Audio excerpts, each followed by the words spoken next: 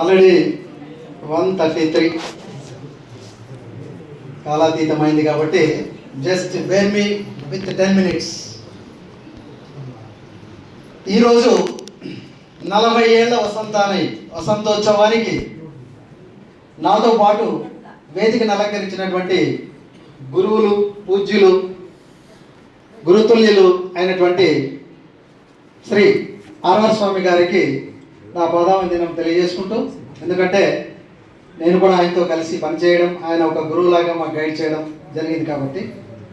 అదేవిధంగా కేకే ప్రసాద్ గారు, ఆయన గురువులు అయినప్పటికీ కూడా మాతో మిత్రులుగా మాకు కొన్ని సలహాలు, సూచనలు ఇస్తూ ఎల్లవేళలా మేము మాట్లాడుకుంటుంటాం కాబట్టి ఆయన కూడా ప్రత్యేకమైనటువంటి అభినందనలు తెలియజేసుకుంటూ, మరి అదేవిధంగా సోదరులు, మరి చాలా కాలము ఎస్ఎస్జిఎస్ కళాశాలలో అనేక సంవత్సరాలు కామర్స్ అధ్యాపకులుగా, హెడ్ ఆఫ్ ది డిపార్ట్మెంట్గా, కొంతకాలం ప్రిన్సిపల్గా వర్క్ చేసినటువంటి శ్రీ రంగయ్య గారికి, అదేవిధంగా మేడం గారు కళ్యాణి గారికి కూడా ప్రత్యేకమైనటువంటి అభినందనలు తెలియజేసుకుంటూ, మరి ఇక్కడ విచ్చేసినటువంటి పెద్దలందరికీ కూడా నా యొక్క నమస్సుమాంజలు తెలియజేసుకుంటూ, మరి పిల్లలకు, మా విద్యార్థులు, ప్రజెంట్ స్టూడెంట్స్ కూడా ఉన్నారు కాబట్టి వారికి నా యొక్క ఆశీస్సులు తెలియజేసుకుంటూ, మరి నేను మిమ్మల్ని ఫ్రెండ్స్గానే నేను సంబోధించాలనుకున్నాను.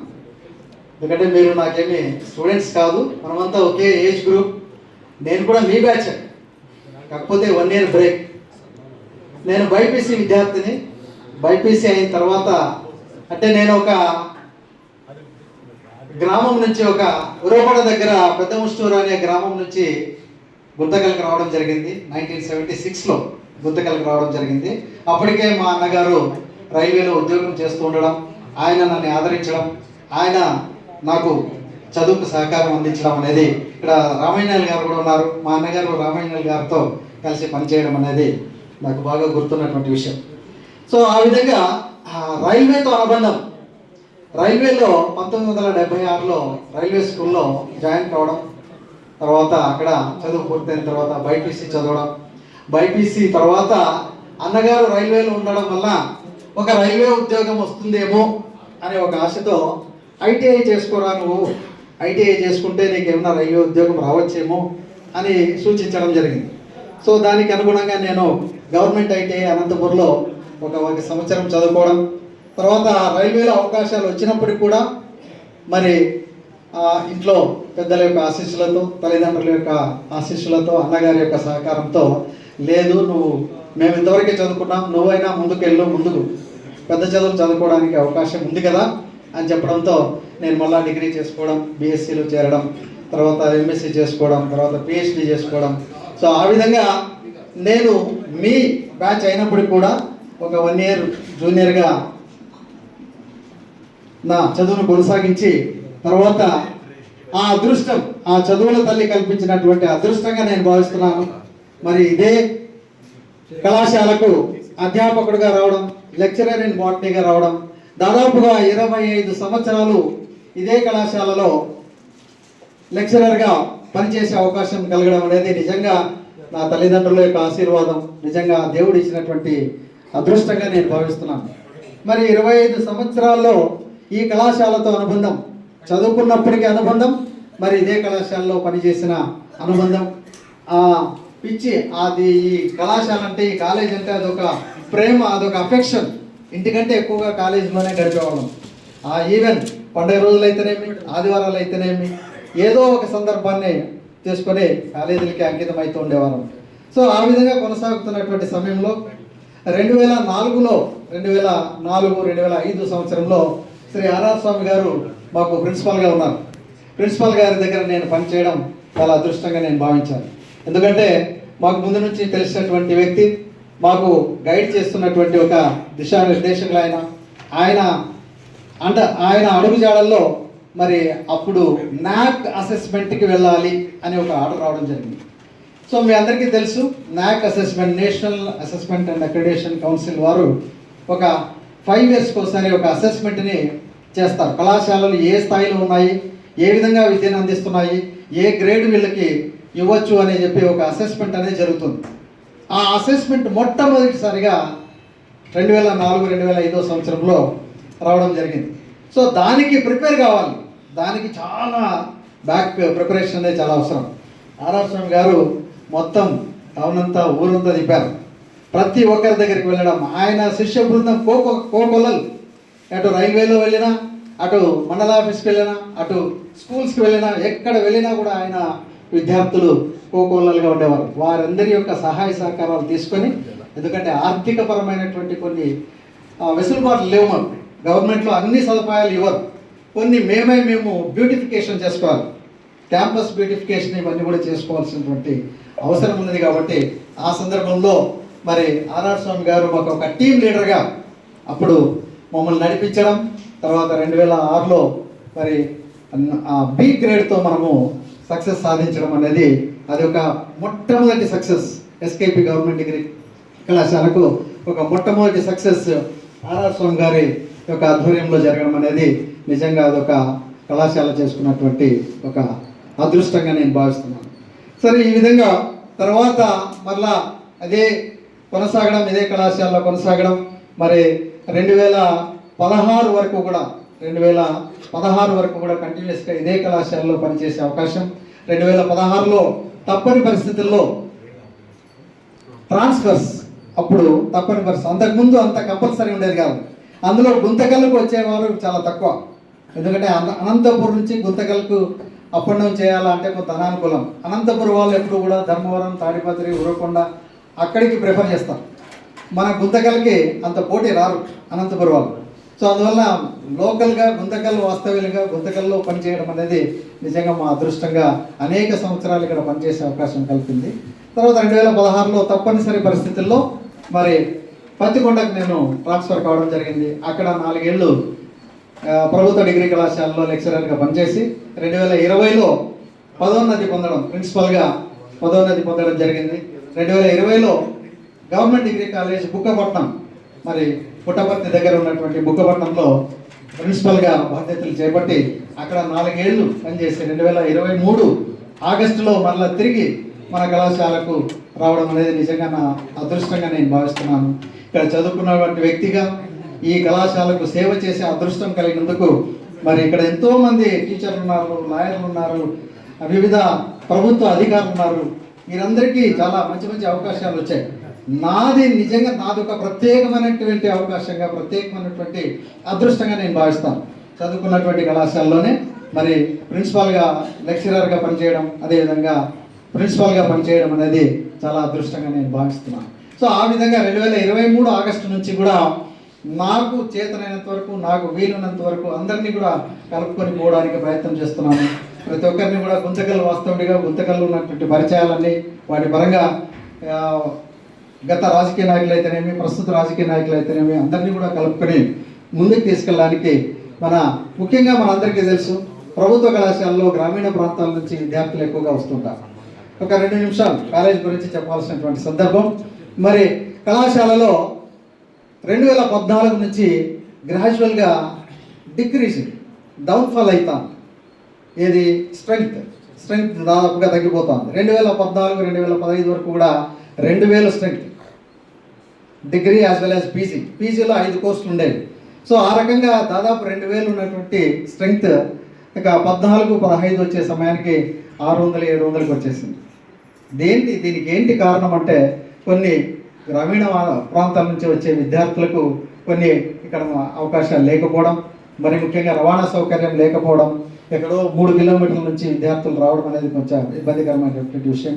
అదేవిధంగా నేను గుర్తించినటువంటి విషయం మిడ్ డే మీల్స్, మధ్యాహ్న భోజనము అనేది ఒక సొల్యూషన్గా దీనికి దొరకచ్చు అని నా వంతు నేను ప్రయత్నం చేశాను. అనేక మంది రాజకీయ నాయకుల్ని అప్రోచ్ అయ్యాను. ఇక్కడ ఉన్నటువంటి వారందరినీ కూడా అన్నా క్యాంటీన్ కూడా, ఆఖరి అన్నా క్యాంటీన్ కూడా నేను సంప్రదించాను. సో అనేక మందిని నేను సంప్రదింపుల్లో చూద్దాం, చేద్దాం అనుకుంటూ వచ్చాను. మరి ఏమో అదృష్టమేమో కానీ మరి ప్రస్తుత ఎమ్మెల్యే గారు, వారి సోదరులు మరి ఏ కారణం చేతనేమో మధ్యాహ్న భోజనాన్ని ఏర్పాటు చేయడం జరిగింది. అంటే మనందరికీ తెలుసు, ప్రభుత్వ పాఠశాలల్లో మధ్యాహ్న భోజనం అనేది జరుగుతున్నటువంటి విషయం. ఈ మధ్య ఇంటర్మీడియట్ ఎడ్యుకేషన్ వరకు కూడా మధ్యాహ్న భోజనం అనేది గవర్నమెంట్ ఇస్తున్నటువంటి విషయం. సరే, డిగ్రీ స్థాయిలో కూడా మధ్యాహ్న భోజనం ఉన్నట్లయితే నేను గమనించింది, నేను ఫోకస్ చేసినటువంటి విషయం, నేను దాదాపుగా వచ్చిన కొత్తలో మధ్యాహ్నం 1 గంట 1:30 తర్వాత చాలా వరకు ఖాళీ అయిపోయింది. క్లాసెస్ అన్నీ కూడా ఖాళీ అయిపోయాయి. ఏంటి దీనికి కారణం ఏంటంటే మధ్యాహ్న భోజనం లేదు. బయట తినాలంటే దాదాపుగా 40 రూపాయల నుంచి 50 రూపాయల వరకు ఖర్చు పెట్టాలి. సో అంతేకాకుండా గ్రామీణ ప్రాంతాల నుంచి ఉదయం ఎప్పుడో 7కో 8కో బయలుదేరి వచ్చేస్తారు. ఇంటిలో కొన్ని అనానుకూల పరిస్థితులు, అవసరాలకు తగినట్టుగా ఉండకపోవచ్చు. కొంతమంది ఇళ్లలో ఉన్నప్పటికీ కూడా మరి ముఖ్యంగా బాయ్స్ బాక్సులు తెచ్చుకోవడం కూడా కొంత నామోషి కావచ్చు. సో ఈ వివిధ కారణాల చేత ఇక్కడ స్ట్రెంగ్త్ తగ్గిపోతుంది, విద్యార్థులు ఇబ్బంది పడుతున్నారు. వారికి కొంత నేను చేయగలగాలి, నా వంతు నేను చేయాలి అనే ఉద్దేశంతో మా మిత్రులందరినీ కూడా, మా అధ్యాపక మిత్రులందరినీ కూడా కలుపుకొని నేను మరి ఈ ప్రయత్నం సఫలీకృతం కావడం అనేది నిజంగా ప్రస్తుతం ఉన్నటువంటి విద్యార్థులందరి యొక్క అదృష్టంగా నేను భావిస్తున్నాను. ఈరోజు దాదాపుగా ఒక 200 మందికి నేను మధ్యాహ్న భోజనం ఏర్పాటు చేయగలగడం అనేది చాలా చాలా అదృష్టంగా నేను భావిస్తున్నాను. సరే, ఈ రకంగా చెప్పుకుంటూ పోయినట్లయితే అప్పటికి ఇప్పటికీ గత 30 ఏళ్ళకి ఇప్పటికీ విద్యాశాఖలో అనేకమైనటువంటి మార్పులు రావడం. సరే, మనమంతా కూడా 3 మేజర్ సిస్టమ్ చదువుకున్నాం. 3 అంటే బీకామ్ మాత్రమే రూపాంతరం చెందినటువంటి కోర్స్. బిఏలో బిఎస్సిలో అనేకమైనటువంటి రూపాంతరాలు, అనేకమైనటువంటి మార్పులు జరిగినాయి. సో బీకామ్లో మాత్రం BCom general, BCom computers, BCom BFSI, ఇప్పుడు రీసెంట్గా బిఎఫ్ఎస్ అనే కోర్స్ వచ్చింది. ఇలా కొన్ని కొత్త కోర్సులు యాడ్ అవుతూ వచ్చాయి. కానీ బీకామ్ అనే అదే ఒక రూపాంతరం చెందినటువంటి కోర్సుగానే ఉండిపోయింది. కానీ బిఏలో బిఎస్సిలో అనేకమైనటువంటి మార్పులు జరిగినాయి. అప్పట్లో మేము బీజెడ్సీ చదివాం. బీఎస్సీ బీజెడ్సీ అంటే botany, zoology, chemistry 3 major system. అలాగే ఎంపీసీ, హెచ్ఈపి, బిఏలో హెచ్ఈపి, హెచ్పిటి, ఇలా 3 మేజర్ సిస్టంలో అప్పట్లో కరికులం ఉండేది. బట్ ఎన్ఈపి నూతన విద్యా విధానం ప్రకారం, నేషనల్ ఎడ్యుకేషన్ పాలసీ 2020 ప్రకారం అనేకమైనటువంటి మార్పులు రావడం, సింగిల్ మేజర్ సిస్టమ్ రావడం జరిగింది. BSc honours botany, BSc honours mathematics, BA honours economics, BA honours English, ఈ రకంగా సింగిల్ మేజర్ సిస్టమ్ అనేది రావడం జరిగింది. ఈ మార్పులు చేర్పులు now we are in transition position. So ఇక్కడ విద్యార్థులు పూర్తిగా అటు మెట్టెక్కలేకపోతున్నారు. అటు ముందు ఉన్నటువంటి సిస్టమ్ బాగుంది, కాకపోతే డెవలప్మెంటల్ యాక్టివిటీస్లో ఇది ఒక భాగం కాబట్టి ఇలాంటి కొత్త కోర్సులన్నింటి కూడా మనం యాక్సెప్ట్ చేయాల్సినటువంటి సందర్భం. సో ఆ విధంగా అనేక రకాలైనటువంటి అవరోధాలు, అనేక రకాలైనటువంటి స్ట్రగుల్స్ మేము ఎదుర్కొంటున్నాం. ఇప్పుడున్నటువంటి ప్రస్తుతం ఉన్నటువంటి టీచింగ్ ఫ్యాకల్టీ అంతా కూడా అనేక రకాలైనటువంటి ఇబ్బందులు ఎదుర్కొంటున్నటువంటి విషయం. సో ఏదేమైనప్పటికీ కూడా మన దగ్గర ఇప్పుడు దాదాపుగా 15 కోర్సులు మనం రన్ చేస్తున్నాం. బిఎస్సి, బిఏ, బీకామ్లో వివిధ రకాలైనటువంటి కోర్సులు రన్ చేస్తున్నాం. సో వీటన్నిటికీ గత సంవత్సరం 2023లో నేను వచ్చినప్పుడు తక్కువ స్ట్రెంగ్త్ ఉన్నటువంటి విషయం. 2023-24 నుంచి అది మొదటి ప్రయత్నంలోనే 450 వరకు స్ట్రెంగ్త్ తీసుకురావడం, తర్వాత గత సంవత్సరం కూడా దాదాపు 450 వరకు స్ట్రెంగ్త్ తీసుకురావడం జరిగింది. సో ఈ విధంగా మా వంతు మేము ప్రయత్నం చేస్తున్నాం. మరి ముఖ్యంగా పూర్వ విద్యార్థుల సమ్మేళనం జరపాలి అని మాకు ఎన్నో రకాలుగా అఫీషియల్గా కూడా మాకు ఆర్డర్స్ ఉన్నాయి. కమిషనరేట్ నుంచి కూడా అలమ్ని అసోసియేషన్ ఉండాలి, అలమ్ని మీటింగ్స్ జరగాలి అనేది జరుగుతున్నటువంటి మాకు కూడా కొన్ని ప్రెజర్స్ ఉన్నాయి. నా అదృష్టమేమో కానీ సీనన్న అయితేనేమి, మరి ప్రకాష్ అన్న అయితేనేమి, వారే కళాశాలకు వచ్చి గత 2 నెలలు 3 నెలల క్రితమే ఈ విషయాన్ని డిస్కస్ చేయడం నిజంగా నాకు ఒక నా వర్క్ ఈజీ అయిందని నేను భావిస్తున్నాను. మరి తమంతకు తాముగా వచ్చి ఒక ఓల్డ్ స్టూడెంట్స్ మీటింగ్ కండక్ట్ చేస్తాము అంటే now it is very happy. దీన్ని నేను నేను మా కమిషనర్ గారికి నేను పంపాల్సినటువంటి విషయం. సో ఆ కమిషనర్ గారికి నేను పంపడానికి మీరందరూ కూడా నాకు సహాయం చేసినట్టే. ఈ విషయంలో కూడా నేను మీ అందరికీ కూడా కృతజ్ఞతలు తెలియజేసుకుంటూ, మరి కొన్ని రిక్వైర్మెంట్స్ అనేవి ప్రభుత్వం నుంచి మనకు అనేక రకాలైనటువంటి అవకాశాలు కలుగుతున్నాయి. మీరందరూ కూడా చూసే ఉంటారు.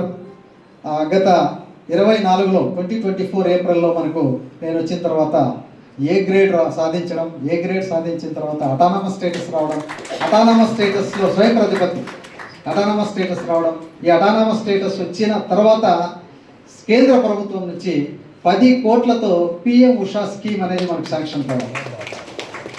Really it's wonder. మనం ఎక్కడో మారుమూల ప్రాంతంలో ఉన్నాము, మన వరకు ఈ అవకాశాలు వస్తాయా రావా అని నేను చాలా దిగులు పడేవాళ్ళం, మేము మా స్టాఫ్ అంతా కూడా.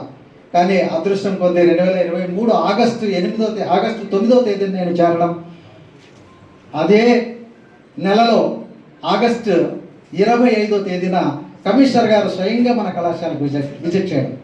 ఉన్నత విద్యాశాఖ కమిషనర్ డాక్టర్ పోలా భాస్కర్ గారు స్వయంగా కళాశాలకు ఇచ్చేసి ఇక్కడ ఉన్నటువంటి పరిస్థితులన్నింటినీ కూడా అధ్యయనం చేసి, అవునయ్యా విన్నాను, ఇక్కడ రైల్వే చాలా విశిష్టంగా ఉండేది ఒకప్పుడు, ఇక్కడ పిల్లలంతా కూడా కాస్మోపాలిటన్ కల్చర్లో ఉండేవారు, ఇక్కడంతా కూడా ఈ విషయాలన్నీ నేను విన్నాను, నేను చదువుకున్నాను, నేను తెలుసుకున్నాను. మీ గుంతకల్ చాలా ఎస్కేపీ కళాశాల చాలా మంచి పేరు ప్రఖ్యాతులు, అనంతపూర్ ఆర్ట్స్ కళాశాల తర్వాత ఒక మంచి 2వ స్థానంలో ఉన్నటువంటి కళాశాల నేను విన్నాను అని చెప్పేసి ఆయన నోటి ద్వారా మన కాలేజీకి టిక్ కొట్టడం. ఆ సందర్భంలో రాయదుర్గం కళాశాల, మడకశిర కళాశాల, గుంతకల్ కళాశాల ఈ 3 కూడా పోటీ పడినాయి. అంటే ఈ గ్రాంట్ కోసం పిఎం ఉషా గ్రాంట్, ప్రధానమంత్రి ఉచిత శిక్ష అభియాన్ అనే స్కీమ్ ద్వారా కేంద్ర ప్రభుత్వం 10 కోట్ల గ్రాంట్. ఆ 10 కోట్ల గ్రాంట్కి మా వంతు మేము ఆ డిపిఆర్ తయారు చేయడం, ఆ కాలేజ్ ప్రొఫైల్ తయారు చేయడం, మా వంతు మేము తయారు చేసి పంపించి దేవునికి దండం పెట్టుకున్నాం, మాకు శాంక్షన్ కావాలి అని చెప్పేసి. ఆ పోటీలో మడకశిరన్ అయితేనేమి లేదా రాయదుర్గం అయితేనేమి వాటిని తోసేసి మన గుంతకల్ కళాశాలకు ఆ స్కీమ్ రావడం అనేది చాలా చాలా అదృష్టంగా నేను భావిస్తున్నాను. ఆ స్కీమ్లో భాగంగానే 6 కోట్ల విలువతో ఇప్పుడు గర్ల్స్ హాస్టల్ స్టార్ట్ అయింది. అది మీరు చూసే ఉంటారు బహుశా. ఒక 3 నెలల్లో అది పూర్తి స్థాయిలో మాకు హ్యాండ్ ఓవర్ చేస్తున్నారు. మనకు విద్యార్థులందరూ కూడా ముఖ్యంగా గర్ల్ చైల్డ్ డెవలప్మెంట్కి ప్రత్యేకంగా GIA స్కీమ్ అనేది కేంద్ర ప్రభుత్వం ఒక ప్రత్యేకమైనటువంటి స్కీమ్ ఏర్పాటు చేసి గర్ల్ చైల్డ్ డెవలప్మెంట్ చేయాలనే ఉద్దేశంతో మనకు దాదాపు 40 రూములతో ఒక హాస్టల్ అనేది ఏర్పడుతుంది. నిజంగా మేడం ఈ విషయంలో KSN వారు మాకు కొంత తిట్టుకోవచ్చు. నేను గమనించింది మేడం, ఈ ఏరియా నుంచి విడపన్కల్ అయితేనేమి, గడేకల్ అయితేనేమి, ఆలూరు, చిప్పగిరి, మరి మన కసాపురం, మధ్యకర ఈ చుట్టుపక్కల ప్రాంత పిల్లలందరూ కూడా అమ్మాయిలు ముఖ్యంగా అనంతపురం KSN ప్రభుత్వ మహిళా కళాశాలకు వెళ్తున్నారు.